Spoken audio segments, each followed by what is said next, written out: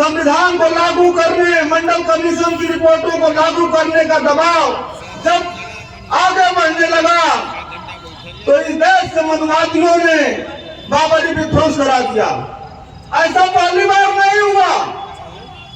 बहुजन नायक EV Ramaswamy Periyar ने इस देश के लिए, इस समाज के लिए, बहुजन समाज में वैचारिकी की क्रांति फैलाने का बड़ा काम किया। उनका जन्म 17 सितंबर था।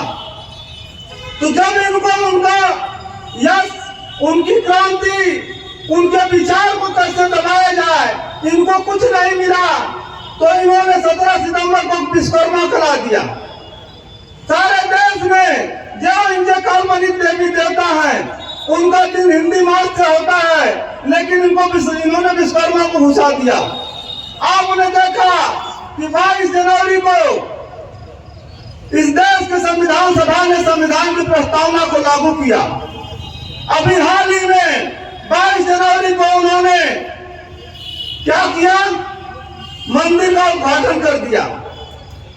ऐसी एक नहीं, हजारों घटनाएं हैं कि जब हमारे महापुरुषों का, चाहे उनका जन्मदिन हो, चाहे उनका संकल्प दिवस हो, चाहे उनके द्वारा किए गए कोई भी कार्य हो, उससे जब समाज कुछ ऊर्जा लेता है तो उस ऊर्जा को कैसे कम किया जाए, हमारे समाज के ताप को, हमारे समाज की एकता को कैसे खंडित किया जाए, इसके लिए एक के बाद एक तमाम नया तरीका बनाते हैं।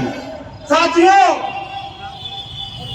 आपको यह समझना होगा कि इस देश में जब भी बहुजन समाज के नायकों की बात आएगी तो उसमें सबसे बड़ा नाम बाबा साहब भीमराव अम्बेडकर का आएगा।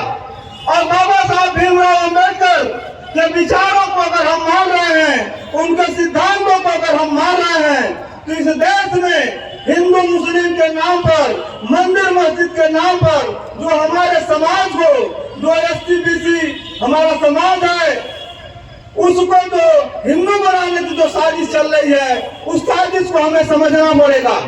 आपने देखा कि प्लेसेस ऑफ वर्शिप एक्ट में इनके साजिश को नाकाम करने के लिए यह स्पष्ट प्रावधान किया गया कि इस देश में 1947 से पूर्व के जो भी उपासना स्थल है